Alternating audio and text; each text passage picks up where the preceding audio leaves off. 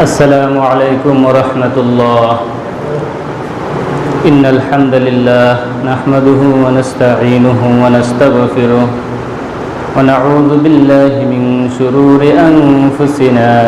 من يهد الله فلا مضل له ومن يضلل فلا هادي له. ونشهد أن لا إله إلا الله وحده لا شريك له. ونشهد أن سيدنا وسندنا وحبيبنا ومولانا محمدا عبده ورسوله. فإن خير الحديث كتاب الله وخير الهدي هدي محمد صلى الله عليه وسلم. وشر الأمور محدثاتها وكل محدثة بدعة وكل بدعة ضلالة وكل ضلالة في النار. أو كما قال عليه الصلاة والسلام: لا يدخل الجنة جسد غذي بالحرام. وقال الله تعالى: وقرن في بيوتكن ولا تبرجن تبرج الجاهلية الأولى. আলহামদুলিল্লাহ, মহান আল্লাহ পাকের দরবারে লাখ কোটি শুকরিয়া যে মহিয়ান গরিয়ান সর্বশক্তিমান পরম দয়ালু দাতা, যিনি আমাদের সকলের পালনকর্তা, যিনি আমাদের সকলের রিজিক দাতা, সেই মহান রব্বুল আলামিন, যিনি সারা জাহানের সমস্ত জাহানের পালনকর্তা, রিজিক দাতা, সেই মহান রব্বুল আলামিনের হুকুম 2 রাকাত সালাতুল জুমা আদায় করা। আমরা বিভিন্ন অঞ্চল থেকে কিছু সংখ্যক মুসলমান ভাইরা 2 রাকাত সালাত আদায়ের উদ্দেশ্যে মসজিদে আসলাম, এসে বসলাম। আল্লাহ তাআলা আসার বসার তৌফিক দান করলেন। এই জন্য মহান রব্বুল আলামিনের শেখানো ভাষায় আমরা সকলেই শুকরিয়াতান বলছি আলহামদুলিল্লাহ। মহান আল্লাহ পাক রব্বুল আলামিন পবিত্র কোরআনের মধ্যে বলেছেন: আমা খালাকতুল জিন্না ওয়াল ইনসা ইল্লা লিয়াবুদুন। আমি জিন এবং মানব জাতিকে একমাত্র আমার ইবাদত করার জন্যই পৃথিবীর বুকে পাঠিয়েছি। তাদেরকে সৃষ্টি করেছি, দুনিয়াতে পাঠিয়েছি একমাত্র আমার ইবাদত করার জন্য। এই ওয়াজ আমরা সকলেই জানি, বহু আগে থেকে জানি। কিছু কিছু কমন বিষয় যেগুলো আমরা সকলে জানি, কিন্তু এটা নিয়ে গবেষণা করে দেখি না, চিন্তা করে দেখি না। এই কোরআনের আয়াত নিয়ে গবেষণা করে কারা, এটাও আল্লাহ তাআলা বলে দিয়েছেন। যারা চিন্তাশীল, যারা বুদ্ধিমান, তারাই একমাত্র এই কোরআন নিয়ে গবেষণা করে, হাদিস নিয়ে গবেষণা করে, একমাত্র বুদ্ধিমান তারাই। বুদ্ধিমান লোকেরা কি করে?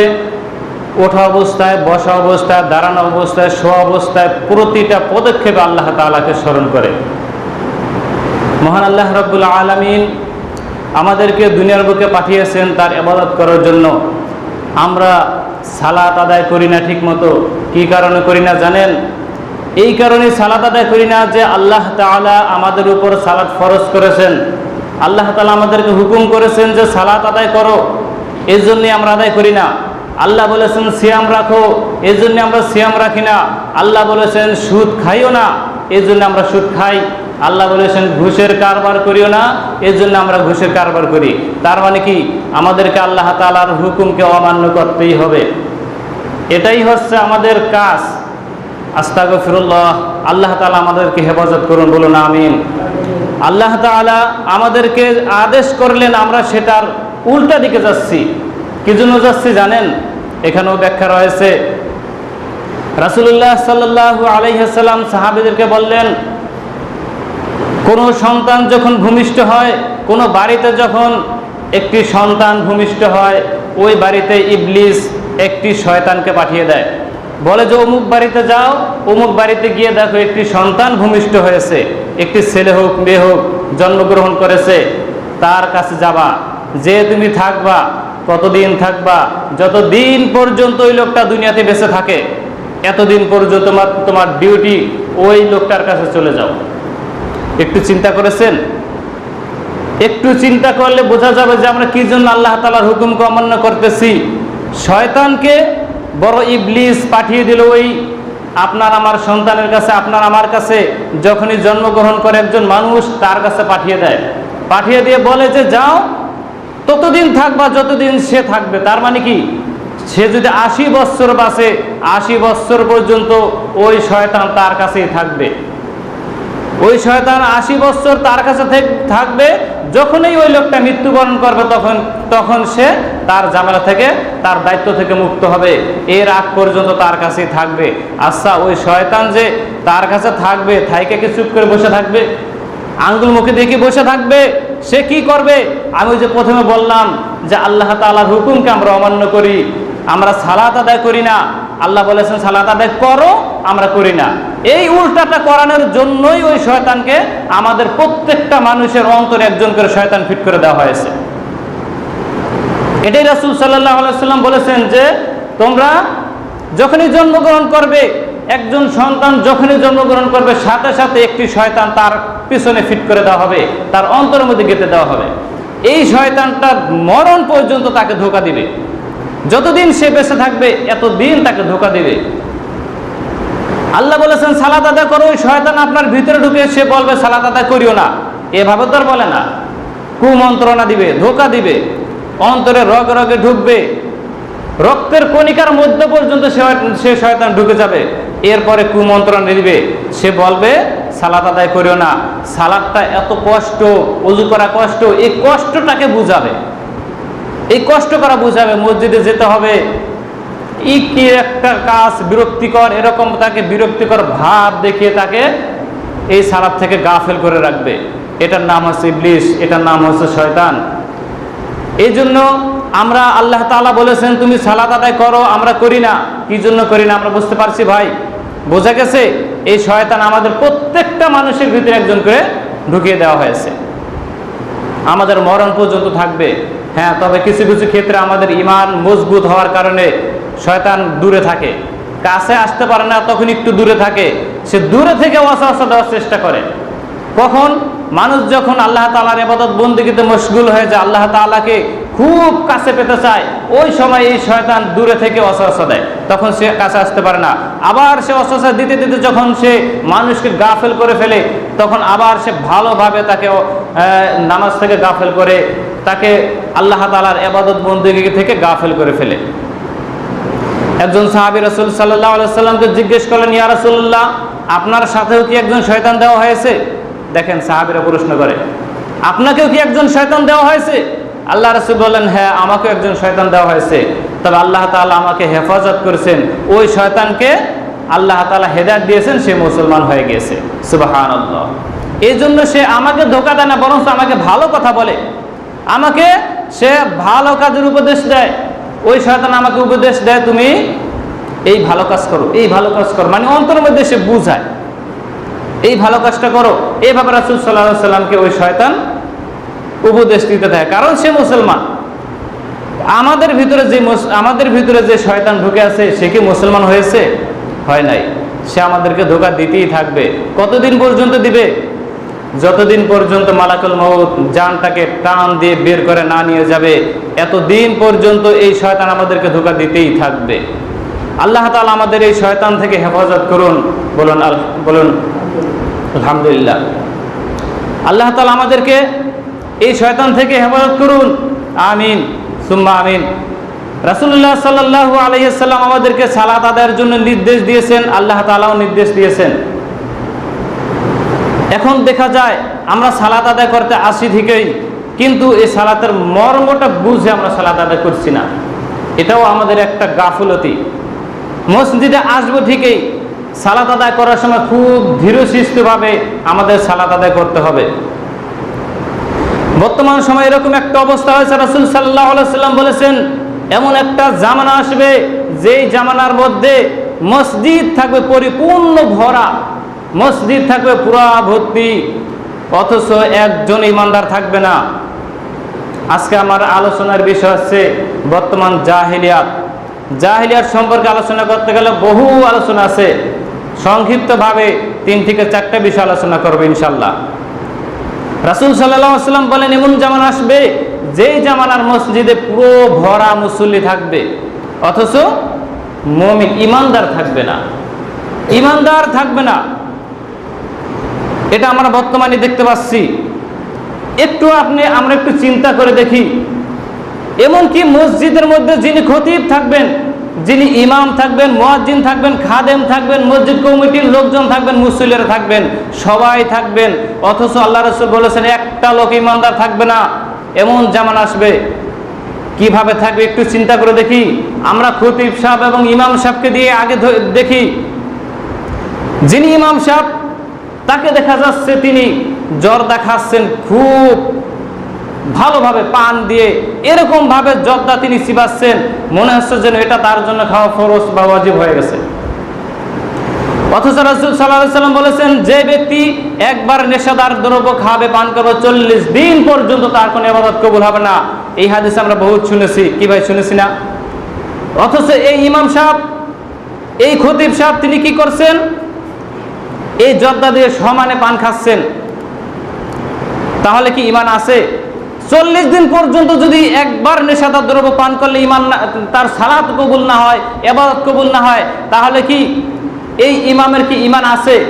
এই খতিব সাহেবের কি ঈমান থাকে? 40 দিন পর্যন্ত তো সালাতই হচ্ছে না, আর সে তো একবার খায় নাই, সে তো অহরহ খেয়ে যাচ্ছে, তার মানে ইবাদত কবুল হচ্ছে? তাদেরকে যদি জিজ্ঞেস করা হয় আপনি কেন পানের সাথে জর্দা খান, পান, সিগারেট, গুল, এই সমস্ত জিনিস তো একটা তামাক থেকে বানানো হয়, যে তামাক পাতা থেকে তৈরি করা হয়, সেটা সিগারেট হতে পারে, সেটা জর্দা হতে পারে, গুল হতে পারে, প্রত্যেকটা তো একটা জিনিস থেকে তৈরি হয়, তাহলে আপনি কেন খান?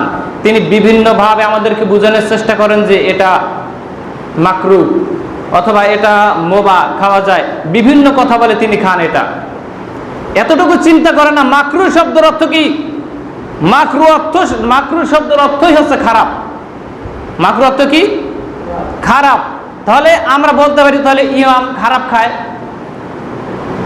মুফতি সাহেব খারাপ খাইতেছে, এটা কি শোভনীয় তার জন্য? বলেন, সে যদি বলে যে এই জর্দা খাওয়া মাকরু অথবা বিড়ি সিগারেট খাওয়া মাকরু যদি বলে, তা মাকরু শব্দের অর্থ হচ্ছে খারাপ, তার মানে কি সে খারাপ খাচ্ছে? খারাপ কি খাওয়া যায়? আমরা যে জিনিসটা খারাপ ভাবি, খারাপ দেখি চোখে বা খারাপ মনে করি, ওটাকে আমরা খাই, তাহলে সে কেন খাচ্ছে? তবে যারা বিড়ি সিগারেট খায় তারা খারাপ জেনেও খাচ্ছে, কারণ ওইটার গায়ে লেখাই আছে যে ধূমপান মৃত্যু ঘটায়, এই পর্যন্ত লেখা আছে।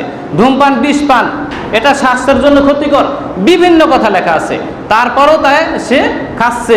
এটা সে জেনে শুনে খাচ্ছে না।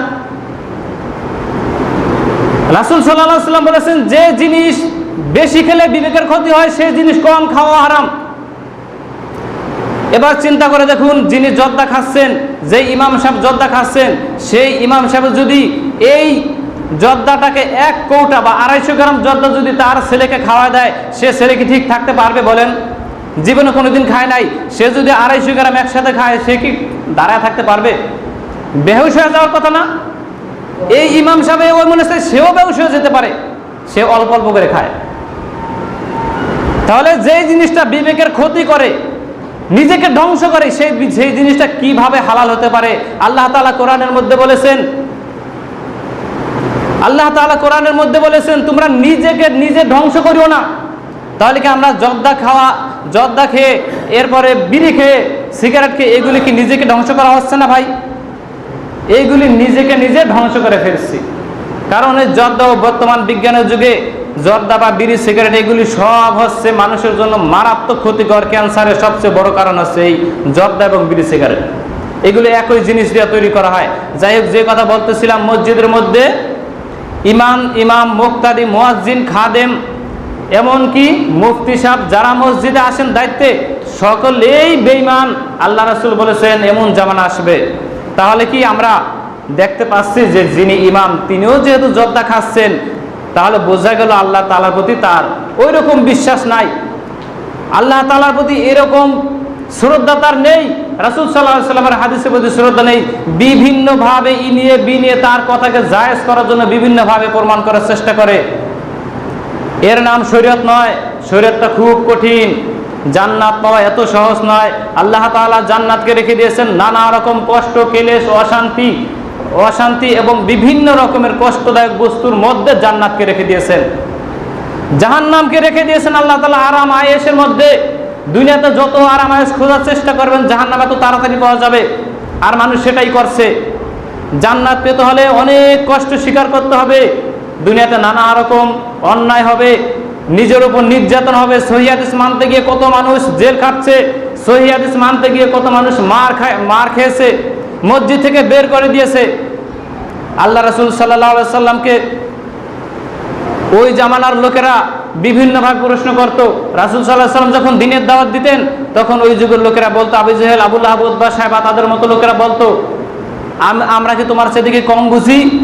এ কথা তারা বলতো। এত বড় বড় হুজুরে কি তোমার সাথে কম বোঝে? আমার বাপ দাদারা কি সবাই ভুল করে গেছে? এই তিনটা প্রশ্ন তারাও করেছিল, আমাদের জামানা করে কিনা ভাই? এই তিনটা প্রশ্ন আমাদের জামানায় করে কিনা?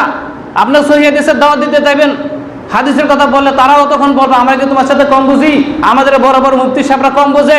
আমাদের বাপ দাদারা কি ভুল করছে সবাই? এই কথাগুলি এখনো বলে, এই কথাগুলো রাসূলের জামানায় বলেছিল। এই কথাগুলি কিয়ামত পর্যন্ত বলবে, আর কিয়ামত পর্যন্তই একটা দল হকের উপর থাকবে, তাদের সংখ্যা থাকবে খুব কম। আল্লাহ তাআলা বলেন, ওয়াকালিলুম মিন ইবাদিয়াশ শাকুর। আল্লাহ তাআলার শুকরগুজারির বান্দার সংখ্যা একেবারেই নগণ্য, একেবারেই কম থাকবে। সে কম সংখ্যক মুসলিমরাই হকের পথটাকে ধরে রাখবে কিয়ামত পর্যন্ত। আল্লাহ তাআলা আমাদের সেই হকের পথে কবুল করুন, বলুন আমিন। তাহলে যে কথা বলতেছিলাম, মসজিদের মধ্যে সবাই থাকবে কি? বেঈমান। তো একটাটা বুঝাইলাম, ইমাম সাহেবের অবস্থা যদি এরকম হয়, তিনি যদি জর্দা খান, এরপরে তিনি শুধু জর্দা খান, এখানে খান তো নয়, মসজিদের মধ্যে যে সমস্ত লোকজন দায়িত্বরত থাকেন, তাদের মধ্যে সভাপতি থাকেন, সেক্রেটারি থাকেন, তাদের মধ্যে ক্যাশিয়ার থাকেন, এরাই তুমুল থাকে। এদের মধ্যে একজন থাকে সুদখোর, একজন থাকে ঘুষখোর, একজন থাকে অত্যাচারী, একজন থাকে বেনামাজি, আর ইমাম সাহেব তাদেরকে সাপোর্ট করেই সবসময় চলতে থাকে। থাকে কিনা ভাই? সাপোর্ট করেই চলতে থাকে। তাহলে কেমনে বুঝবেন কার ঈমান আছে? অথচ মসজিদের মধ্যে মসজিদ কে পরিচালনা করবে? আমি আরেক জুমায় বলেছিলাম, আল্লাহ তাআলা কোরআনের মধ্যে বলেছেন মসজিদ পরিচালনা করবে ওই সমস্ত লোক যারা তাকওয়াবান, যারা মুত্তাকি, তারা মসজিদ পরিচালনা করবে। অথচ মসজিদ পরিচালনার দায়িত্ব আমরা কাদেরকে দিয়েছি? সারা বাংলাদেশের দিকে তাকালে দেখা যায় মসজিদ পরিচালনার দায়িত্বে এমন লোক থাকে, বেশিরভাগই থাকে সুদখোর, বেনামাজি, ঘুষখোর। তাহলে কিভাবে বুঝবেন যে ঈমান কার আছে? আল্লাহ তাআলা আমাদের সকলকে হেফাজত করুন, বলেন আমিন। রাসূলুল্লাহ সাল্লাল্লাহু আলাইহি সাল্লাম আমাদেরকে সঠিকভাবে দ্বীন প্রচারের জন্য যে নির্দেশগুলি দিয়েছেন, আমরা যদিও সঠিকভাবে দ্বীন প্রচারের জন্য চেষ্টা করি, আমাদের মধ্যে থেকে যে সমস্ত ভাইরা, যুবক ভাইরা, ইদানিং যে সমস্ত যুবক ভাইরা ইসলামের পথে আসার চেষ্টা করতেছে, আবার এমন কিছু লোক আছে তাদেরকে নাক ছিটকানি দিচ্ছে, তাদেরকে বলতেছে যে হঠাৎ মুসল্লি হয়েছে, আচুকা মুসল্লি হয়েছে, আস্তাগফিরুল্লাহ, এই সমস্ত কথা বলে তাদেরকে কষ্ট দিচ্ছে। ভাই, দিচ্ছে কিনা বলেন? একজন যুবক লোক যখন দেখা যাচ্ছে সে ইসলামের পথে আসছে, আগে দাড়ি রাখতো না, এখন দাড়ি রাখতেছে। আগে টাকনুগিরার নিচে কাপড় পরতো, এখন টাকনুগিরার উপরে সে কাপড় উঠিয়ে পড়তেছে, লুঙ্গি পায়জামা উঠিয়ে পড়তেছে। এটা দেখে সমাজের কিছু কিছু লোকজন তাদেরকে ঠাট্টা করতেছে যে কিছুদিন আগে চুরি করছে, মানুষের বাড়িতে এই নানা রকম অত্যাচার করছে, যাই হোক বিভিন্ন কথাবার্তা বলতেছে। পিছনে যা করুক না কেন সে তওবা করে ফিরে আসতেছে। এই জন্য তাকে বাহবা দেওয়া উচিত ছিল, এই জন্য তাকে আরো ধন্যবাদ দেওয়া উচিত ছিল, শুকরিয়া আদায় করা উচিত ছিল যে বাবা তুমি সুন্দর কাজ করেছো। সে তখন আরো উৎফুল্ল হতো যে চাচা আমাকে ভালো কথা বলেছে, আমি আরো ভালো হব। কি ভাই, হতো কিনা? তার দেখা দেখে আরো 10টা ছেলে হতো। সেটা না করে দাঁড়িয়ে রাখছে, এই জন্য ঠাট্টা করছে, দাঁড়িয়ে রাখছে। কয়দিন আগে দেখছি এরকম খারাপ করছে, ওই রকম অন্যায় কাজ করছে, এখন দাঁড়িয়ে রাখছে, এরকম বলে কিনা ভাই? এই দিন নিয়ে ঠাট্টা করা কুফরি। দিন নিয়ে যে ঠাট্টা করে সে কাফের হয়ে যায়, কুফরি। সে আবার নতুন করে তাকে ঈমান আনতে হবে, নতুন করে কালেমা পড়ে মুসলমান হতে হবে। দিন নিয়ে ঠাট্টা করা যাবে না। বাহিরের কথা কি বলবো, ঘরের লোকজনই এই অবস্থা। আপনি জানেন কি, যখন বাড়ির একটা সন্তান ভালো পথে যাওয়ার চেষ্টা করে, ওর বাবা দেখা যাচ্ছে টাকনুগিরার নিচে কাপড় পরছে, ওর বাবা দেখা যাচ্ছে দাড়ি সাইজটা ফালাই দিছে, দাড়ি রাখেনি। ও যখন দাড়ি রাখছে তার বাবাও তাকে টেক কেয়ার করছে, এখন রাখার দরকার নাই, এখন তুমি বুড়ো হয়ে যাও নাই, নানান কথাবার্তা বলতেছে। এমনকি আমার নিজে চোখে দেখেছি, এক বোন তার ছেলেকে বলতেছে, 100 টাকা দিয়ে বলতেছে যে যাও শেভ করে নিয়ে আসো, শেভ হয়ে আসো, শেভ দাড়ি শেভ করে আসো, বেড়াতে যেতে হবে। আস্তাগফিরুল্লাহ, তার ছেলেকে বলতেছে। সম্মানিত উপস্থিতি, এভাবে করে আমাদের যুব সমাজকে ধ্বংস করার মধ্যে একটা কারণ হচ্ছে কিছু কিছু আমাদের ময় মুরব্বিন একরাম, তারাও এভাবে করে আমাদের সন্তানদেরকে, আমাদের যুবক ভাইদেরকে তারা সঠিকভাবে দিনের লাইনে আসতে দিচ্ছে না। যাই হোক, আজকের আমার আলোচনার বিষয় যেহেতু জাহেলিয়াত সম্পর্কে, বর্তমান জাহেলিয়াত এরকম একটা অবস্থা আমরা সবাই জানি। রাসূল সাল্লাল্লাহু আলাইহি ওয়াসাল্লামের পূর্ব জামানায় যে জাহেলিয়াত ছিল, ওই জাহেলিয়াতটা এরকম অবস্থা ছিল। তখন ওই সময় অবস্থাটা, জাহেলিয়াতের ঘটনা আমরা যখন পড়ি আমরা মনে করি যে ওইটাই বড় জাহেলিয়াত। না ভাই, তার চেয়ে বড় জাহেলিয়াত হচ্ছে এখন জাহেলিয়াতটা এরকম আকার ধারণ করেছে, এটা বিপদ সীমার বহু উপর দিয়ে অতিক্রম করতেছে। আল্লাহ তাআলা কোরআনে বলতেছেন, ওয়াকারনা ফি বুয়ুতিকুন্না ওয়ালা তাবাররুজনা তাবাররুজাল জাহিলিয়াতিল উলা। হে নারী সকল, তোমরা তোমাদের ঘরের মধ্যে অবস্থান করো, তোমরা তোমাদের সৌন্দর্যকে প্রদর্শন করে বাহিরে বেরিয়ে যেও না। আল্লাহ তাআলা নারীদেরকে বলতেছেন, তোমরা বাহিরে বেরিয়ে যেও না তোমাদের সৌন্দর্যকে প্রদর্শন করে। আজকে আমরা চিন্তা করে দেখছি, একটু চিন্তা করে দেখি আল্লাহ তাআলা আমাদেরকে কি আদেশ করলেন, আমরা কি করছি। আমাদের মা বোনেরা, আমাদের স্ত্রীরা, কন্যারা, তারা বাহিরে কিভাবে বের হয়ে যাচ্ছে, তাদের সৌন্দর্যকে সুন্দর করে সাজিয়ে গুছিয়ে রাস্তায় বের হয়ে যাচ্ছে। এটাকে আল্লাহ বলেছিলেন? আল্লাহ বলেছিলেন তোমাদের থাকার জায়গা ঘর, তোমাদের নিরাপত্তা হচ্ছে ঘর, তোমাদের ঘরেই তোমাদের সৌন্দর্য, আর তোমাদের ঘরে তোমাদের সম্মান। আল্লাহ রাসূল এটাই বলেছিলেন। অথচ আমরা কি করেছি, মা বোনদেরকে বাইরে বের করে দিয়েছি। আপনার সন্তান, আপনার কন্যা, আপনার স্ত্রী যখন বাইরে বের হয়ে যায়, চেহারাকে, ফেসকে বের করে বাইরে বের হয়ে যায়, তার ফেসকে যখন অন্য পুরুষ দেখে কি অবস্থাটা একটু চিন্তা করে দেখেন। আল্লাহ রাসূল বলেছেন, ওই মেয়েকে যখন অন্য পর পুরুষ দেখবে, একবার তাকানোর কারণে তার একটা জেনার গুনাহ হয়ে যাবে। নাউজুবিল্লাহ। একবার যখন তাকাবে, ওই পুরুষের একটা জেনার গুনাহ হয়ে যাবে। এভাবে হাজারো পুরুষ তার দিকে তাকাচ্ছে। এই আপনাদের বিনোদপুর থেকে শরীয়তপুর যাওয়া পর্যন্ত যত পুরুষ দেখবে তত পুরুষ তার দিকে তাকাবে। কি জন্য তাকাবে মনে আছে ভাই? প্রথমে বলেছিলাম শয়তান প্রত্যেকের অন্তরে একটা করে দেওয়া, মনে আছে? ওই শয়তানে তাকে বলবে ওইদিকে তাকা, তার অন্তরের মধ্যে কুমন্ত্রণা দিবে, তখন সে ভালো করে তাকাবে। একবার তাকানোর কারণে একটা করে জেনার গুনাহ হয়ে যাবে। আল্লাহ রাসূল বলেছেন, জিনাল আইনিন নাজর, চোখের জেনা হলো দেখা, সে দেখবে একটা গুনাহ হয়ে যাবে। আপনি কি ভেবেছেন ওই পুরুষের গুনাহ হয়েছে, মেয়ে কি নিরাপদ? ওই মেয়ের ডাবল গুনাহ হয়ে যাবে। কারণ ওই মেয়ে ফেস বের করে রাস্তায় কেন বের হলো? আল্লাহ বলেছেন তুমি সৌন্দর্য প্রদর্শন করে বাইরে বেরিয়েও না, কেন বের হলো? তার ডাবল গুনাহ হয়ে যাবে। তার মানে তার ওই মেয়েটার 2টা জেনার গুনাহ হয়ে যাবে। অথচ সে জেনা করেনি, তারপরও জেনার গুনাহ। ওই মেয়েকে যিনি পাঠিয়েছেন, অর্থাৎ ওই মেয়ের গার্ডিয়ান, অভিভাবক যারা আছে, তাদের মধ্যে তার স্বামী হতে পারে, বড় ভাই হতে পারে, বাবা হতে পারে, যিনি আসেন তার হয়ে যাবে রিডাবল গুনাহ। ওই মেয়ের যদি 2টা জেনার গুনাহ হয়, ওই পুরুষের হবে 4টা জেনার গুনাহ। আর ওই পুরুষ, আল্লাহ রাসূল বলেছেন, সে দায়ুস হয়ে যাবে। এই দায়ুস কিয়ামতের দিন জান্নাতে যেতে পারবে না, ও জাহান্নামে যাবে। এই দায়ুস জাহান্নামে যাবে। তাই আপনার মেয়ের কারণে পুরুষ শান্তিতে থাকতে পারছে না, এই মেয়েকে সাবধানে বাইরে বের করবেন। আপনার মেয়ে কখনো যেন বোরকা না পরে, কখনো যেন সে তার পর্দার ছাড়া বাইরে বের না হয়। তাকে বাইরে বের হওয়ার প্রয়োজনই নেই। সে বাইরে যদিও বিশেষ প্রয়োজন হয়, পর্দা সহকারে বের হতে হবে। আপনি কঠোর হবেন বাড়িতে গিয়ে, যাতে আপনার সন্তানরা বাইরে এভাবে বের হতে না পারে। আপনার মেয়ের কারণে যাতে অন্য পুরুষ ধ্বংস না হয়, আপনার মেয়েও ধ্বংস না হয়, আপনিও যাতে ধ্বংস না হন। 3 জনেই ধ্বংস। অন্য পুরুষ তাকালে সেও ধ্বংস, যার দিকে তাকালো সেও ধ্বংস, যে অভিভাবক সেও ধ্বংস, 3 জনই ধ্বংস। জাহিলিয়াত কাকে বলে? জাহিলিয়াতের বহু আলোচনা রয়েছে। বর্তমান সমাজটা জাহিলিয়াতের এরকম অবস্থা হয়েছে, বিপদ সীমার বহু উপর দিকে এটা অতিবাহিত হচ্ছে। সম্মানিত উপস্থিতি, জাহিলিয়াতের কথা বলতে গেলে আরো বলা যায়। রাসূল সাল্লাল্লাহু আলাইহি ওয়াসাল্লাম এই মেয়েদেরকে পর্দার মধ্যে থাকার কথা বলেছেন, আর তাদেরকে পর্দার মধ্যে রাখার কথা বলেছেন আপনাকে আমাকে। একটি সন্তান যখনই ভূমিষ্ঠ হয়, মেয়ে সন্তান, তখন তাকে এরকম ভাবে ছোটবেলা থেকে গড়ে উঠাতে হবে, বড় হলে সে যেন বোরকা অর্থাৎ মুখ খুলে বের হওয়ার কথা কল্পনাই না করতে পারে। এভাবেই ছোটবেলা থেকে তাকে গড়ে তুলতে হবে।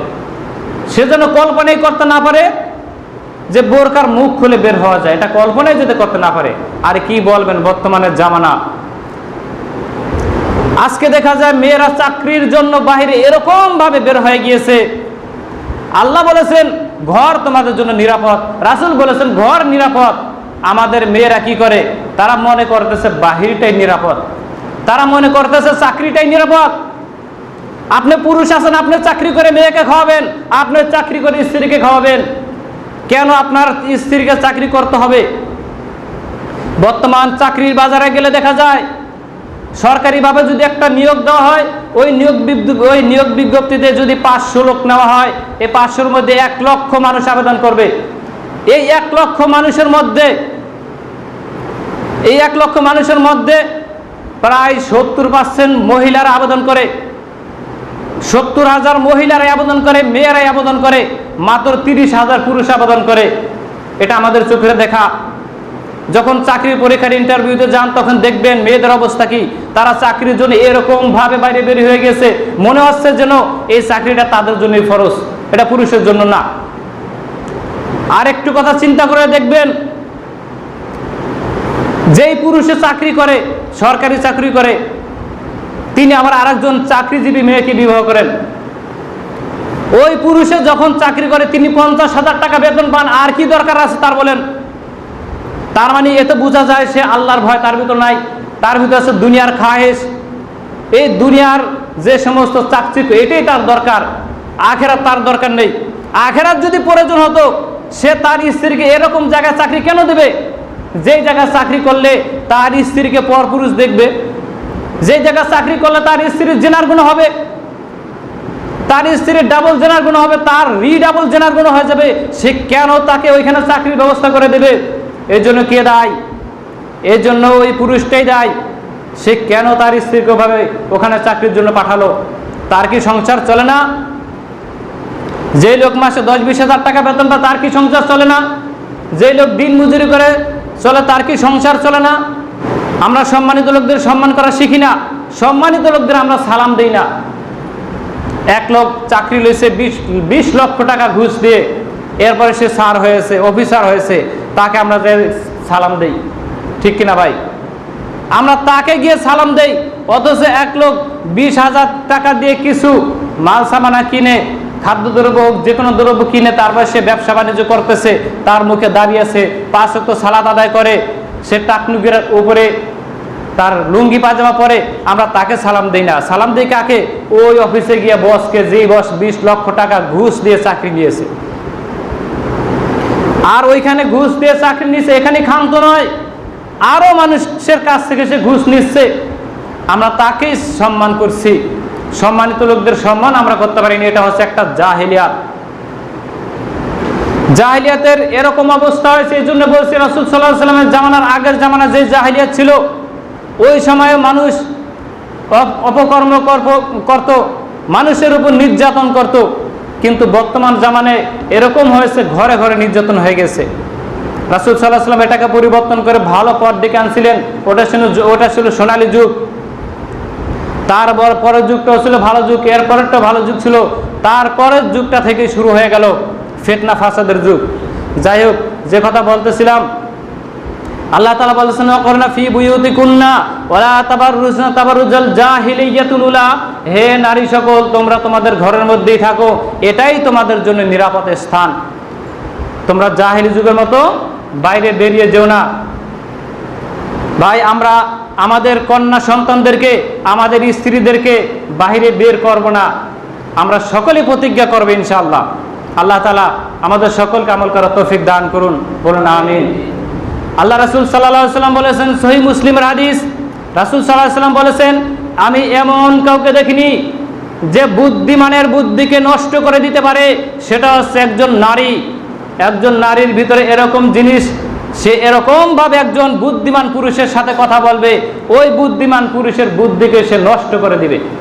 এটা পারে একজন নারী, যে বলবে ভাইয়া এটা দেন তো, সুন্দর করে, এরকমভাবে আমরা তো বলতে পারি না, ওরা এত সুন্দর করে কথা বলবে, পুরুষের সাথে এত সুন্দর করে কথা বলবে। একজন অবিবাহিত পুরুষ তার কাছে গিয়ে যদি এরকমভাবে কথা বলে, সে পুরুষ ধ্বংস না হয়ে পারে না। এর জন্য ওই সমস্ত নারী থেকে সাবধানে থাকতে হবে। যে সমস্ত নারীরা সুন্দরভাবে পুরুষের সাথে এসে কথা বলে, পুরুষদেরকেও সাবধানে থাকতে হবে। নারীদের জাহিলিয়াত হচ্ছে বর্তমান জামানায় জাহিলিয়াতের মধ্যে সবচেয়ে বড় জাহিলিয়াত। হযরত ওমর রাদিয়াল্লাহু তাআলা থেকে বর্ণিত, তিনি বলেন রাসূল সাল্লাল্লাহু আলাইহি ওয়াসাল্লাম বলেছেন, তিন শ্রেণীর মানুষ জান্নাতে যাবে না, ওরা জাহান্নামে যাবে। 3 শ্রেণীর লোক জাহান্নামে যাবে। 1 নম্বর হচ্ছে যারা মাতা পিতার অবাধ্য সন্তান, পিতামাতার কথা মানছে না, মাতা পিতার কথা মানছে না, এরকম লোক প্রত্যেক ঘরে ঘরে আছে। তবে এখানে বাবা মারও খুব গাফলতি আছে। আপনি চিন্তা করেন না যে আমার সন্তান কথা শোনে না, এটা শুধু আমার সন্তানের দোষ না, এটা আপনারও দোষ আছে। এটা প্রত্যেকটা বাবা মার ভুল আছে, যাদের ভুলের কারণে সন্তানেরা কথা শুনছে না। ওই যে আমি বলেছিলাম শুরু থেকে তাদেরকে এরকম ভাবে গড়ে তুলতে হবে, তারা যখন বড় হয়ে যাবে তখনও যাতে তাদের চোখের উপরে তাকিয়ে যাতে কথা বলতে সাহস না পায়। তাদেরকে এরকম ভাবে গড়ে তুলতে হবে, গুনার কথা যাতে তারা মুখে কল্পনায় চিন্তাই করতে না পারে, মুখে বলতেই না পারে, অন্তরে চিন্তাই করতে যাতে না পারে, এভাবেই তাদেরকে গড়ে তুলতে হবে। রাসূল সাল্লাল্লাহু আলাইহি ওয়াসাল্লাম বলেছেন 2 নাম্বার আছে দায়ুস, সে জান্নাতে যাবে না। একটু আগে বলেছি দায়ুসকে, যে বাড়িতে বেহাই সুযোগ দিয়েছে, যে তার স্ত্রী, কন্যা, সন্তানদেরকে, তার ছোট বোনদেরকে বেহাই সুযোগ দিয়েছে, তাদের সাথে অন্য পরপুরুষ কথা বলে সে দেখেও কিছু বলছে না, অন্য পরপুরুষের সামনে দিয়ে সে মুখমণ্ডল বের করে এরপরে বাজারে যাচ্ছে, মার্কেটে যাচ্ছে, বিভিন্ন জায়গায় যাচ্ছে, সে কিছুই বলতেছে না। এই পুরুষ হচ্ছে দায়ুস, সে দায়ুস বাড়িতে বেহাই সুযোগ দিয়েছে, সে জান্নাতে যাবে না। এই দায়ুস জান্নাতে যাবে না। আল্লাহ রাসূল সাল্লাল্লাহু আলাইহি ওয়াসাল্লাম এর উপরে বলেছেন ওই সমস্ত নারী জান্নাতে যাবে না যে সমস্ত নারীরা পুরুষের বেশ ধারণ করছে। এটা হচ্ছে জাহিলিয়াত। জাহিলিয়াত এরকম একটা অবস্থা হয়েছে, পুরুষের বেশ ধারণকারী নারী জান্নাতে যাবে না। ওদের অবস্থা এরকম, ওদের পুরুষের প্যান্ট না পরলে ভালো লাগে না, ওদের টাকনুকের উপরে জামা কাপড় না পরলে ভালো লাগে না, পুরুষের স্যান্ডেল না পরলে ওদের ভালো লাগে না, মাথার চুল ছোট না করলে ভালো লাগে না। এই সমস্ত নারীদেরকে আল্লাহ রাসূল বলেছেন ওরা জান্নাতে যাবে না, ওরা জাহান্নামে যাবে। সম্মানিত উপস্থিতি, মুসনাদে আহমদ 5372 নম্বর হাদিস, আল্লাহ রাসূল সাল্লাল্লাহু আলাইহি ওয়াসাল্লাম বলেছেন 3 শ্রেণীর মানুষ জান্নাতে যাবে না। এর মধ্যে দুটা যে প্রথম বললাম আর এক হাদিসের মধ্যে এসেছে, ওইখানেও বলা হয়েছে মাতা পিতার অমান্যকারী জান্নাতে যাবে না, তারপর দায়ুস জান্নাতে যাবে না, আর 3 নাম্বার হচ্ছে নেশাদার দ্রব্য পানকারী জান্নাতে যাবে না। নেশাদার দ্রব্য পানকারীর ব্যাপারে প্রথমে বলেছিলাম ইমাম সাহেব জর্দাখোর। এখন আরেকটু বলি আমাদের যুব সমাজের কথা, তারা নেশাদার দ্রব্য পান না করেই পারছে না। তাদের অবস্থাটা এরকম হয়েছে, আজকে প্রত্যেকটা ঘরে ঘরে নেশাদার দ্রব্য পান করা হচ্ছে। বিড়ি, সিগারেট, তামাক, জর্দা, ইয়াগুল, তারপরে আরো কত কিছু আছে, আপনারা অনেক ভালো জানেন এই নামগুলি। এগুলি প্রত্যেকটা ঘরে ঘরে আছে, আর কিছু না থাকলে একটা করে বিড়ি অবশ্যই আছে।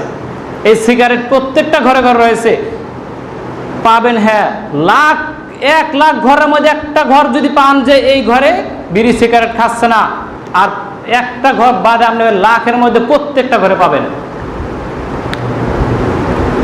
তাহলে একটু চিন্তা করে দেখেন, আল্লাহ রাসূল বলেছেন 1999 জন লোক জাহান্নামে যাবে। 1999 লোক যদি জাহান্নামে যায়, তাহলে জান্নাতি লোক কি আমি কি জান্নাতি লোক আছে কিনা একটু চিন্তা করে দেখছেন? আমি এই বয়ানটা আরেক মসজিদে দিয়েছিলাম। নামাজ শেষে এক লোক আমাকে কিছু আলেমরা কিছু কথা মনে হয় বানিয়েই বলে। আমি বললাম কিভাবে বানিয়ে বলে? ও একটু ছোট ছিল, আমি বললাম তুমি বলো কিভাবে বানিয়ে বলে।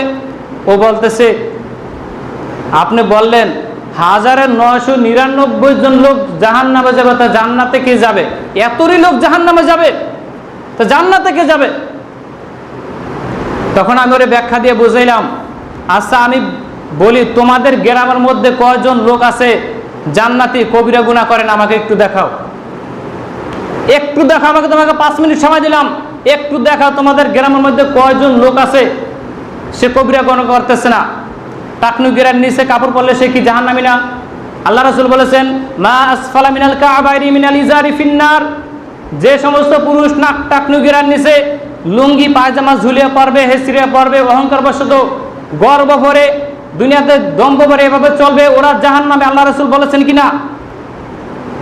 তখন ওই লোকটা বলা হয়, এই টাকনু গিরার নিচে লুঙ্গি পায়জামা পরার লোক বহুত রয়েছে। আমি বললাম, বিড়ি সিগারেট খাওয়ার লোক কি আছে? বললো যে তা তো আরো বেশি আছে, প্রত্যেকটা ঘরে ঘরে বিড়ি সিগারেট খাওয়ার লোক আছে। এরপরে বললাম যে অন্য পর পুরুষের, অন্য নারীদের দিকে তাকানোর লোক কি আছে? বহুত আছে। এরপর মেয়েদের মধ্যে এরকম লোক কি আছে যারা সব সময় পর্দা ছাড়া বের হয়? বহুত আছে এরকম। আমি বললাম, তাই এবার একটা চিন্তা করে দেখো তোমাদের গ্রামের মধ্যে কয়জন লোক জান্নাতি? বলে একজন হুজুর আমি পাচ্ছি না। আমি বললাম, পাশের গ্রামে দেখো কয়জন আছে? বলো পাশের গ্রামের মধ্যে একই অবস্থা। তার পাশের গ্রাম দেখো, পুরা ইউনিয়ন দেখো, পুরা জেলা দেখো, কয়জন লোক আছে তোমার চোখে ধরা পড়ে যে এই লোকটা জান্নাতি? আল্লাহ রাসূল এমনিতে বলেননি 1999 জন লোক জাহান্নামে যাবে, মাত্র একজন লোক জান্নাতে যাবে। সম্মানিত উপস্থিতি, নেশাদার দ্রব্য পান করা খুবই অন্যায়, মহা অন্যায়। এটা থেকে আমাদেরকে বিরত থাকতে হবে। একবার পান করবেন তো 40 দিনের ইবাদত ছুটে যাবে। আপনি যেভাবেই বুঝেন না কেন, এটা মাকরু বলেন আর এটা মোবা বলেন, যাই বলেন, কাজ হবে না। কারণ না জায়েজ হারাম জিনিসকে জায়েজ করার জন্য মানুষ বর্তমানে এরকম একটা অবস্থা হয়েছে, মানুষ যখনই সহিহ হাদিসের কথা বলে তখনই তারা ওই হারাম জিনিসটাকে হালাল করার জন্য নানাভাবে চেষ্টা করে, ওটাকে হালাল করার জন্য বিভিন্ন পন্থা অবলম্বন করে। চরমনের একটা কিতাব আছে, ধূমপান বিষপান, অনেকে হয়তো দেখেছেন। ওইটার মধ্যে শুধু ধূমপানের কথাটা আনা হয়েছে, এই ধূমপান হারাম এটা ওটার মধ্যে আনা হয়েছে, কিন্তু জর্দা কথাটা আনা হয়নি। ওটা আনা উচিত ছিল, ওটাও আনা উচিত ছিল যে জর্দাটাও ওই রকমই হারাম যেরকম বিড়ি সিগারেটটা হারাম। কারণ যিনি বিড়ি খান, যেই তামাক দিয়ে বিড়িটা তৈরি করা হয়, ওই সিগারেটটা যিনি খান ওটা ধুমা খান। কি খান ভাই? ধুমাটারে খান। আর যিনি জর্দাটা খান তিনি কি ধুমা খান? তিনি কি খান বলেন? তিনি একবারে গিলে ফেলেছেন, মুফতি সাহেব একবারে গিলে ফেলেছে ওইটাকে, যেটা মানুষ একটু ধুমা খায়। আপনাকে একটা উদাহরণ দেই, কিছু জর্দা, কিছু সিগারেটের সুবা যেটা বলে, কিছু গুল সব একত্রিত করে রাস্তায় ফেলে রাখবেন, একটা কুকুরকে এনে সামনে দেবেন, কুকুর ওটা খাবে? ওটা কুকুর খাবে? কখনো খাবে না। যে জিনিস কুকুরও পছন্দ করে না সেই জিনিস আপনি আমি কিভাবে পছন্দ করতে পারি? নেশাদার দ্রব্য এটা এমনিতে হারাম হয়নি, এটা 40 দিনের ইবাদত এমনিতে নষ্ট হয়নি। এটা মানুষের শরীরটাকে যেরকম ধ্বংস করে দেয়, আখিরাতকেও ধ্বংস করে দেয়। আর যারা এই নেশাদার দ্রব্য পান করবে, পরকালে তাদেরকে জাহান্নামীদের পুষ খাওয়ানো হবে। আস্তাগফিরুল্লাহ, জাহান্নামীদের মল মূত্র পুষ যা গলিয়ে বের হবে ওইগুলি তাদেরকে খাওয়ানো পান করানো হবে। আল্লাহ তাআলা আমাদেরকে হেফাজত করুন, বলুন আমিন। সহিহ বুখারী 5196 নম্বর হাদিস, রাসূল সাল্লাল্লাহু আলাইহি ওয়াসাল্লাম বলেন, আমি জান্নাতের দরজা দাঁড়িয়ে দেখলাম, জান্নাতের মধ্যে শুধু দেখতেছি গরিব মিসকিন অসহায় লোকজন ভরপুর হয়ে আছে। এই জান্নাতের মধ্যে আমি মনে হচ্ছে যেন জান্নাতটা গরিব লোকরা দখল করে বসে আছে। সুবহানাল্লাহ, গরিব লোক জান্নাতে ভরা, বিত্তশালী লোক আছে খুব কম। জান্নাতে বেশিরভাগ লোকজন ছিল গরিব। এখন এখানে একটু ব্যাখ্যা করতে হয়, এখানে গরিব মিসকিন অসহায় তাদের ব্যাপারে একটু বলতে হয়। আমাদের সমাজে যে সমস্ত গরিব লোক আছে, এই সমস্ত গরিব লোকদের মধ্যে যারা ভিক্ষা করে বেড়ায়, এদের ব্যাপারে আমি দু একটা কথা না বললেই নয়। যারা ভিক্ষা করে বেড়ায়, আমরা বাজারে থাকি সব সময় দেখি, মনে হয় প্রত্যেক দিন কমপক্ষে 100 লোক বাজারটা যাতায়াত করে, আমাদের সামনে দিয়ে যাতায়াত করে। এই ভিক্ষুকদেরকে দেখা যায় যে যখনই সালাতের আজান দেওয়া হয়, তারা মসজিদের ভিতরে তো ঢোকে না, পাশ দিয়েও যায় না। আমি অনেক দিন পরীক্ষা করেছিলাম, আমি বলেছিলাম নামাজে চলো, নামাজ পড়ে আসতো তোমাকে আমি 50 টাকা দেবো। সে তো 2 টাকা নেবে, 5 টাকা নেবে, 10 টাকা নেবে। কিন্তু আমি বলেছিলাম নামাজ শুরু হইতেছে, নামাজে চলো, আমি তোমাকে 50 টাকা দিব। আবার বলেছিলাম আর একজন মুরব্বীকে বলতেছিলাম নামাজ পড়তেছিলেন, নামাজ পড়ে আসে আপনাকে 100 টাকা দিব। যতই বলে কোনো কাজ হয় না। তারা নামাজ থেকে এত গাফেল, আপনি চিন্তা করেন না এই সমস্ত ভিক্ষুকদের জন্য ওই জান্নাত নয়। মানুষের দ্বারা দ্বারা হাত পাতাও এটাও ভালো জিনিস নয়। কথার পৃষ্ঠে কথা আছে, একটু বলতে হয়। রাসূল সাল্লাল্লাহু আলাইহি ওয়াসাল্লাম বলেছেন, যেই ব্যক্তি তার ঘরের মধ্যে 2 বেলা খাবার থাকা অবস্থায় তুমি সংসার চালাও। কে বলেছিল এই কথা? আল্লাহ রাসূল বলেছিল। কে বলছে? আল্লাহ রাসূল বলেছে। তিনি কি ভিক্ষাকে যদি তিনি প্রশ্রয় দিতেন তাহলে তিনি তাকে এই কথা বলতেন না। এই জন্য বলছি, পরে অন্যের নিকটে হাত পাতা এটা খুবই অন্যায়। হয়তো আমাদের কাছে হাত পাতলে আমাদের দিতে হবে, আল্লাহ রাসূল এটাও নির্দেশ দিয়েছেন তাদেরকে দিতে হবে, কম দিয়ে বেশি দিতে হবে। কিন্তু এখানেও আমাদেরকে সতর্কতা অবলম্বন করতে হবে। দেখতে হবে যে কোন লোকটা পাওয়ার উপযুক্ত, আর তাকে বুঝিয়ে দিতে হবে, ভাই ভিক্ষা করিও না, দিতে হবে। দেওয়ার পর আবার বলতে হবে, ভাই ভিক্ষা করা ভালো নয়, তাদেরকে বিভিন্নভাবে বুঝিয়ে দিতে হবে। সে যদি অকর্ম হয়, একবারে পারছে না, সেটা ভিন্ন কথা, কিন্তু সে তো পারছে। যাই হোক, যে হাদিস বলতেছিলাম, রাসূলুল্লাহ সাল্লাল্লাহু আলাইহি ওয়াসাল্লাম জান্নাতের মধ্যে প্রবেশ করে দেখলেন বেশিরভাগ লোক একদম গরিব। তাহলে দুনিয়াটা আমাদের জন্য কি ধনী লোকদের জন্য না গরিব লোকদের জন্য? দুনিয়াটা ধনী লোকদের জন্যই। গরিব লোকদের জন্য হচ্ছে জান্নাত। দুনিয়াতে তারা থাকবে মুসাফিরের মতো। আল্লাহ রাসূল বলেন, আর দুনিয়া সিজনুল মুমিন ওয়া জান্নাতুল কাফির। দুনিয়াটা হচ্ছে মুসলমানদের জন্য, মুমিনদের জন্য এটা হচ্ছে মুসাফিরখানা, জেলখানার মতো। তারা দুনিয়াতে এমনি ভাবে থাকবে যেমনি ভাবে কোনো মুসাফির থাকে। একমাত্র যারা দুনিয়ার লোভী তারাই একমাত্র দুনিয়াতে প্রাসাদ গড়ে তুলবে। আখিরাতের প্রতি যাদের বিশ্বাস নেই তারাই প্রাসাদ গড়ে তুলবে, দুনিয়াতে তারাই থাকবে অহংকারের মতো। এরপর আল্লাহ রাসূল সাল্লাল্লাহু আলাইহি ওয়াসাল্লাম আরেকটি হাদিসের মধ্যে বললেন, আমি জাহান্নামে প্রবেশ করলাম, অর্থাৎ জাহান্নামের দরজায় প্রবেশ করলাম। জাহান্নামের দরজায় গিয়ে দেখি জাহান্নামের মধ্যে শুধু নারী আর নারী। এই কথা যখন মহিলাদেরকে বললেন, ইয়া মা'আশারান নিসা, মহিলাদেরকে ডাক দিয়ে বললেন, হে নারী সকল, তোমরা বেশি বেশি দান সাদাকা করো, আল্লাহ তাআলার কাছে তওবা ইস্তেগফার করো। আমি তোমাদেরকে জাহান্নামে বেশি দেখেছি, অধিক বেশি দেখেছি। একজন মহিলা বললেন, ইয়া রাসূলুল্লাহ, জাহান্নামের মধ্যে আমাদেরকে বেশি দেখার কারণ কি? আল্লাহ রাসূল 2টা কথা বললেন, 2টা কারণে তোমরা বেশিরভাগ জাহান্নামী। এর মধ্যে একটা হচ্ছে স্বামীর অবাধ্যতা। স্বামীকে মান্য করতে চাও না তোমরা, স্বামীকে তোমরা একেবারেই মান্য করতে চাও না। আল্লাহ রাসূল সাল্লাল্লাহু আলাইহি ওয়াসাল্লাম আর হাদিসের মধ্যে বলছেন, আল্লাহর হক ততক্ষণ পর্যন্ত আদায় হবে না যতক্ষণ পর্যন্ত তার স্বামীর আনুগত্য না করা হবে। চিন্তা করে দেখেছেন স্বামীর আনুগত্য করা কত বড় একটা দায়িত্ব আমাদের উপরে। আমাদের স্ত্রীদের উপরে এত বড় দায়িত্ব যে স্বামীর আনুগত্য তাকে করতেই হবে। তবে স্বামী যদি তাকে নাফরমানির কথা বলে সেটা আনুগত্য করা যাবে না, কুফরি কথা বলে আনুগত্য করা যাবে না। সে যদি ইসলামের কথা বলে অবশ্যই আনুগত্য করতে হবে। আর তাকে আনুগত্য না করা পর্যন্ত আপনি আল্লাহ তাআলার হক আদায় করতে পারবেন না। এই জন্য আমাদের মা বোনদেরকে বলতে হয়। আল্লাহ রাসূল সাল্লাল্লাহু আলাইহি ওয়াসাল্লাম তিনি বললেন, আর এক হাদিসের মধ্যে বলতেছেন, স্বামীর অনুমতি ছাড়া কোনো নারী নফল সিয়াম পালন করতে পারবে না। নফল রোজা যদি সে পালন করতে না পারে তাহলে ওই নারী কিভাবে বুঝলো যে সে স্বামীকে অমান্য করে আল্লাহ তাআলার হক আদায় করবে? অসম্ভব। সম্মানিত উপস্থিতি, রাসূল সাল্লাল্লাহু আলাইহি ওয়াসাল্লাম বলেছেন যে তোমরা, হে নারী সকল, তোমরা পুরুষের আনুগত্য করবে। আমাদের বর্তমান জামানার নারীদেরকে দেখা যাচ্ছে তারা পুরুষের আনুগত্য একেবারেই করছে না। আগের জামানার আমাদের মা চাষিদের দিকে তাকালে দেখা যাচ্ছে, আমরা ছোটবেলায় দেখেছি তারা তাদের স্বামীদেরকে এত সম্মান করত। তারা এটা মনে করত যে স্বামীর নাম ধরেও ডাকা যাবে না, এত সম্মান করত। কি ভাই মনে আছে কিনা? তারা বলতো স্বামীর নাম ধরে ডাকা যাবে না, এটা তারা বলতো। হয়তো কথা ঠিক না, কিন্তু তারা এত সম্মানের কারণে তারা এই কথাই বলতো। নাম ধরে ডাকা যাবে কিন্তু মানুষের সামনেও না, ঘরের ভিতরে আপনি বলতে পারেন, মহব্বতের ক্ষেত্রে বলতে পারেন, কিন্তু তারা এরকমভাবে মান্য করতো যে কখনই নাম ধরাই যাবে না, নাম বলাই যাবে না যে ওর স্বামীর নাম কি। তারা একজনে বাজারে গেলে জিজ্ঞেস করে গ্রহণ করতো, তখন তারা অন্য কিছু বলতো হয়তো, কিন্তু নামটা বলতে চাইতো না, কারণ স্বামীর নাম বলা যাবে না। এটা তারা আনুগত্যের কারণে বলতো। আর আমাদের বর্তমান জামানার আমাদের বর্তমান জামানার নারীরা তারা বেশিরভাগ স্বামীদেরকে অমান্য করে। এটা আর বলার কিছুই নেই, এটা আপনারা আমরা সবাই জানি, এটা আমাদের নারীরাও জানে, আমরা জানি, সবাই জানি।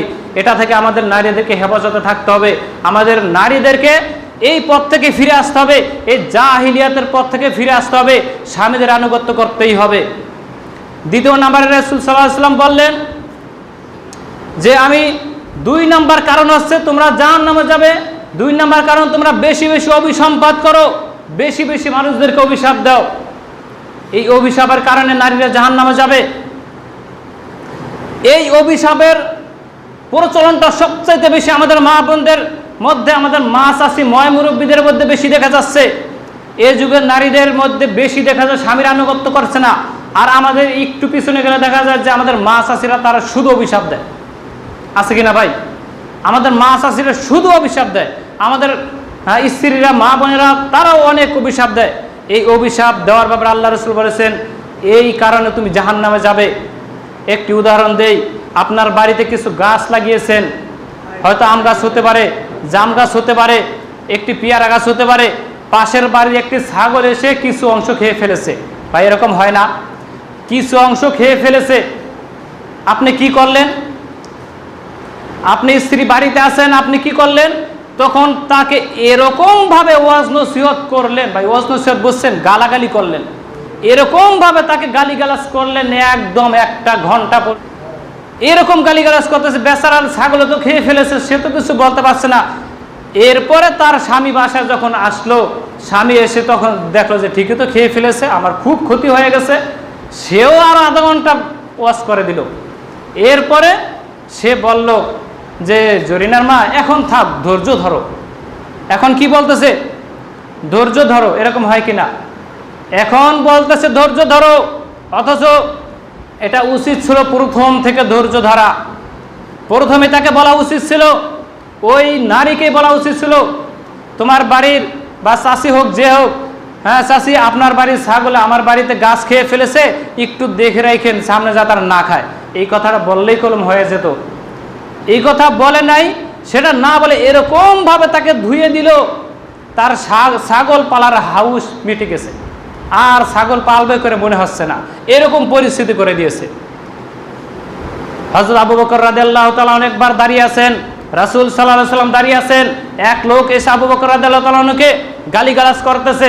আবু বকর রাদিয়াল্লাহু তাআলা দেখলেন অনেকক্ষণ পর্যন্ত গালিগালাজ করতেছে, গালিগালাজ করতে করতে তার ধৈর্যের বাঁধ ভেঙে যাচ্ছে। রাসূল সাল্লাল্লাহু আলাইহি ওয়াসাল্লাম মুস্কি মুস্কি হাসছেন, তিনি হাসতেছেন মুস্কি মুস্কি।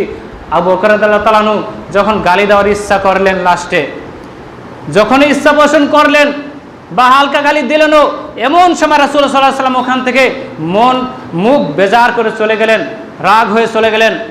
সাথে সাথে আবু বকর রাদিয়াল্লাহু তাআলা বললেন, ইয়া রাসূলুল্লাহ, আমাকে যখন গালি দিল আপনি প্রতিবাদ করলেন না, হাসলেন। আমি যখন প্রতিবাদ করতে চেষ্টা করতে গিয়েছিলাম মাত্র, আপনি তখন ফিরে আসলেন, আপনি দেখলাম মুখ ভারী হয়ে আছে। আল্লাহ রাসূল সাল্লাল্লাহু আলাইহি ওয়াসাল্লাম বললেন, তোমাকে সে যখন গালি দিচ্ছিল, তোমার কাঁধের উপর একজন ফেরেশতা ছিল, সেই ফেরেশতা তাকে উল্টা বলছিল। ওই লোকটা যখনই তোমাকে একটা গালি দিচ্ছে, ওই ফেরেশতা তাকে উল্টে দিচ্ছে, এটা মানে তোমার উপরেই পতিত হোক, এই কথা বলতে সে তাকেই বদদুয়া করতেছে। আর তুমি যখনই তাকে গালি দেওয়া শুরু করলে, তখন ফেরেশতা চলে গেল, শয়তান চলে আসলো। আর যেখানে ফেরেশতা না থাকে আমি রাসূল সেখানে থাকতে পারি না। তাহলে কি ভাই ধৈর্য ধরতে হবে না গালি দিতে হবে? যে কোনো বিষয়ে ধৈর্য ধরতে হবে। হযরত ইয়াকুব আলাইহিস সালামের ছেলে যখন হারিয়ে গেলেন, ইয়াকুব আলাইহিস সালাম কি ধৈর্য ধরেছিলেন না তার সন্তানদেরকে অভিশাপ দিয়েছিলেন? ধৈর্য ধরেছিলেন। ইয়াকুব আলাইহিস সালাম বলছিলেন, সাবরুন জামিল, আমি উত্তম ধৈর্য ধারণ করলাম, আমার ছেলেকে বাঘে খাইনি, আমি উত্তম ধৈর্য ধারণ করলাম। ওই রকম ভাবে ধৈর্য ধারণ করতে হবে। তিনি যদি তার সন্তানকে অভিশাপ দিতেন, তার সন্তানেরা সবাই ধ্বংস হয়ে যেত। যাই হোক, সম্মানিত উপস্থিতি, আজকের আলোচনার বিষয় হচ্ছে জাহিলিয়াত, বর্তমান জামানার জাহিলিয়াত, যেটা আমাদের বিপদ সীমার বহু উপর দিয়ে অতিক্রম করতেছে। আল্লাহ তাআলা আমাদের সকলকে এই সমস্ত বেদাতি জাহিলিয়াতি থেকে হেফাজত করুন, বলেন আমিন। এই অংশে দুই একটি কথা বলি, ইনশাআল্লাহ শেষ করে দিব, জামাতের সময় চলে আসছে। রাসূল সাল্লাল্লাহু আলাইহি সাল্লাম আর একটি হাদিস বলি, রাসূল সাল্লাল্লাহু আলাইহি সাল্লাম বলেছেন, এমন দুই শ্রেণীর লোক যারা জান্নাতে যাবে না, এমন দুই শ্রেণীর লোক যারা জান্নাতে যাবে না, তাদের হাতে থাকবে লাঠি। অনেকে আমরা শুনেছি তাদের হাতে কি থাকবে? লাঠি থাকবে। জোর যার মুল্লুক তার, তারা জোর দখল করে লাঠির মাধ্যমে তারা জমিন দখল করে নেবে, মানুষদেরকে মারবে লাঠির মাধ্যমে। এই লাঠির মাধ্যমে, লাঠির ভয় দেখে মানুষদেরকে বিভিন্নভাবে অত্যাচার নির্যাতন করবে। এই সমস্ত লোকদেরকে আল্লাহ রাসূল বলেছেন ওরা জান্নাতে যাবে না, জান্নাতের ঘেরানো পাবে না। আর দ্বিতীয় নাম্বারে বলেছেন ওই সমস্ত লোকজন নিসাউন কাসিয়াতুন আরিয়াতুন, ওই সমস্ত মহিলা যারা কাপড় পরে থাকবে অথচ অর্ধ উলঙ্গ কাপড় পরে থাকবে। এখানে দুইটা কথা বলতেছি, একটা পুরুষদের জন্য, একটা নারীদের জন্য। এই দুইটা কথা বলে ইনশাআল্লাহ খুতবা শেষ করে দেব। একটা হচ্ছে কি, লাঠির মাধ্যমে কি অন্যায় অত্যাচার নির্যাতন বেশি পুরুষ করে না নারীরা করে? পুরুষাই বেশি করে। এই পুরুষেরা, এই হাদিসের মধ্যে দুইটা দলকে আল্লাহ রাসূল বুঝিয়ে দিয়েছেন একবারেই, যে পুরুষেরা লাঠির মাধ্যমে মানুষদেরকে মারবে, ধরবে, ভয় দেখাবে, তারপরে জমি দখল করবে, অন্যায় অত্যাচার করবে, নির্যাতন করবে, নিপীড়ন করবে, এই সমস্ত লোকরা জাহান্নামে যাবে। ওরা জান্নাতে তো যাবে না, যাবেই না। ওরা জান্নাতের ঘ্রাণ পর্যন্ত পারবে না।